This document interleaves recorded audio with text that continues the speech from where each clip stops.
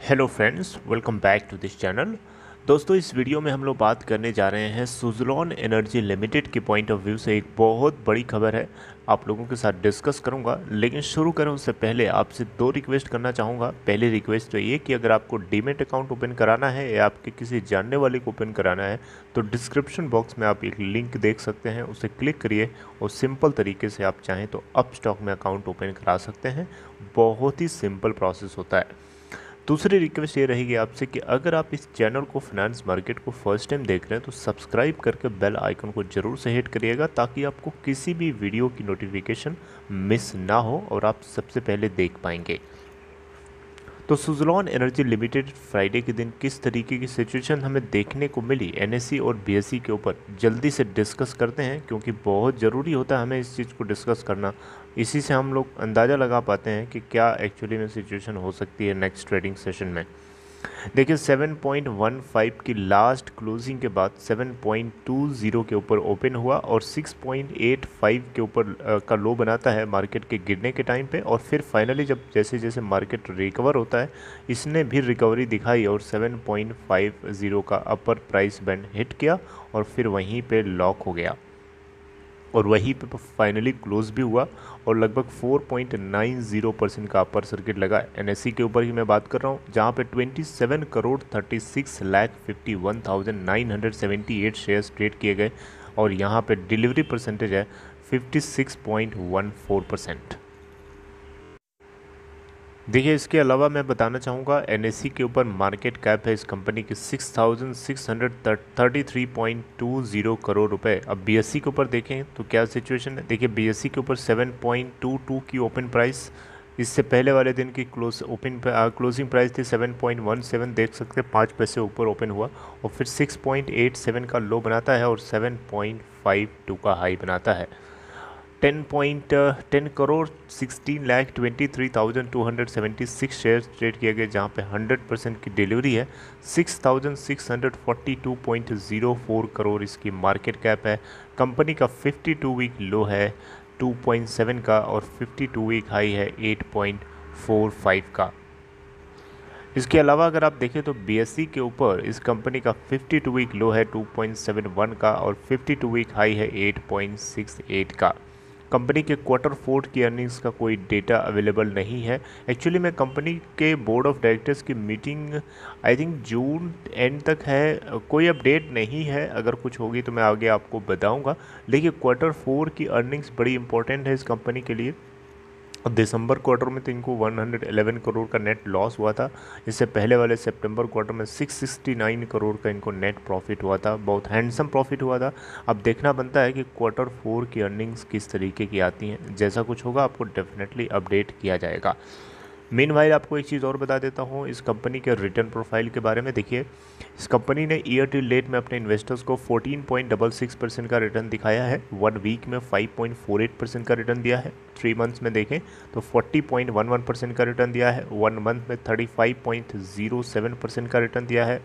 6 month में देखें तो 53.27% का रिटर्न दिया अपने इन्वेस्टर्स को और 1 ईयर में 83.62% का दिया है। हालांकि 3 साल का देखेंगे तो 4.57% डाउन है। 2 साल में देखें तो 105.75% जो है 105.748% जो है इन्होंने रिटर्न दिया है, राइट। तो सुज़लोन एनर्जी लिमिटेड को लेकर के एक बहुत ही बड़ी खबर है। ये खबर आपको थोड़ी सी डायरेक्टली नहीं लगेगी, इनडायरेक्टली है, लेकिन इनडायरेक्टली पूरे सेक्टर को प्रभावित करने वाली खबर है और ये बहुत ही पॉजिटिव न्यूज़ है। आइए जानते हैं।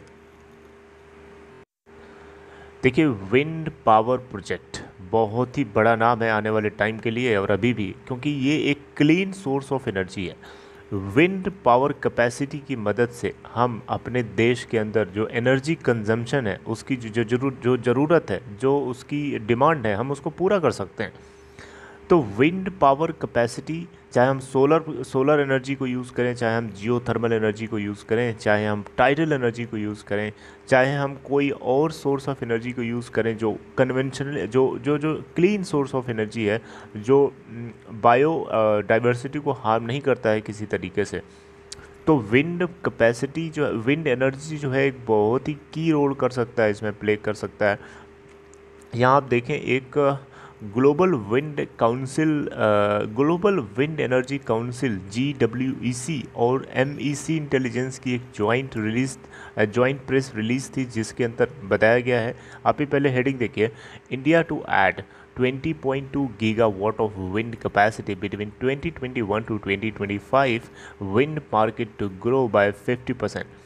यहाँ पे जो है GWEC और MEC इंटेलिजेंस की जॉइंट प्रेस रिलीज़ में बताया गया है कि इंडिया की जो विंड एनर्जी मार्केट आउटलुक है 2025, उसके अंदर प्रेडिक्शन बहुत हाई है। यानी यहाँ पे प्रेडिक्ट किया जा रहा है कि दुनिया की चौथी सबसे बड़ी विंड पावर मार्केट इंडिया, जो कि 20.2 गीगावाट के विंड पावर कैपेसिटी को ऐड कर सकता है 2021 to 2025, यानी 2021 से 2025 तक ऐसा प्रेडिक्शन किया जा रहा है GWEC एंड MEC इंटेलिजेंस की तरफ से कि 20.2 गीगावाट के नए पावर कैपेसिटी को यहाँ पे इंस्टॉल किया जा सकता है इस पूरे पीरियड के अंदर, राइट। करंटली इंडिया की जो एग्जिस्टिंग कैपेसिटी है विंड पावर प्रोड्यूस करने की 39.2 गीगावाट है, जो कि 50% से बढ़ जाएगी, ऐसा यहाँ पे अनुमान जताया जा रहा है। देखिए, कोरोना वायरस के चलते जो हमने स्लो डाउन देखा, पूरे हमारे इकोनॉमिक एक्टिविटी में स्लो डाउन हुआ, चाहे हम किसी भी सेक्टर की बात करें, चाहे हम पावर सेक्टर की बात करें, चाहे टेलीकॉम सेक्टर की बात करें, चाहे हम किसी भी सेक्टर की एनर्जी सेक्टर की बात करें, हर जगह हमें डाउन देखने को मिला। अब ये डाउन जो देखने को मिला, इसके बावजूद भी इन कंपनीज़ ने सस्टेन करने की कोशिश करी और आने वाले टाइम में इन सभी के अंदर ग्रोथ जो है बिल्कुल पॉसिबल है।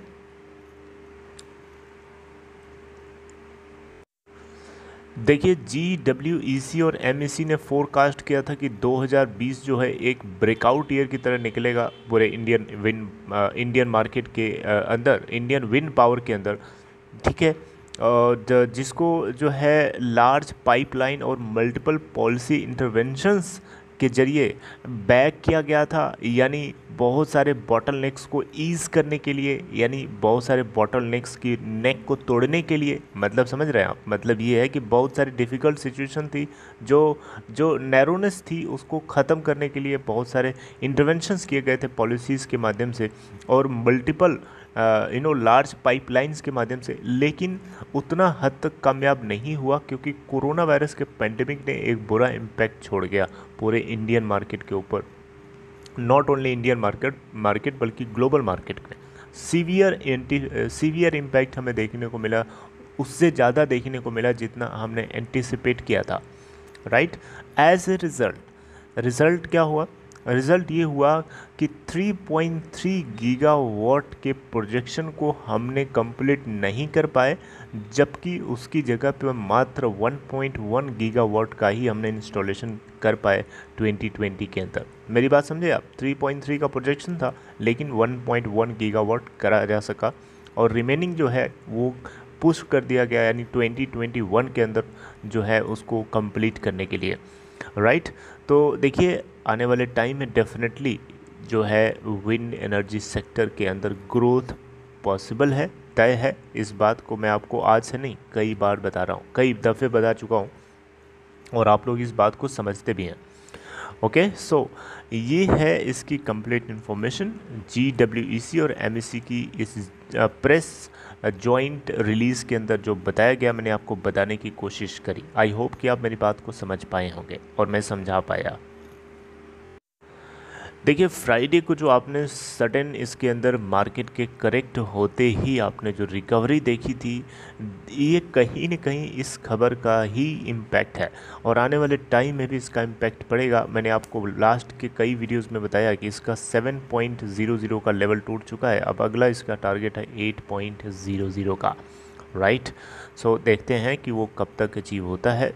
अगर आप लोग इसके अंदर फंसे हैं, अगर आप इसके अंदर इन्वेस्टेड हैं, तो डेफिनेटली होल्ड करिए, बने रहिए और अपना ख्याल रखिए। I will see you something updating next time with next video friends. Till then take care.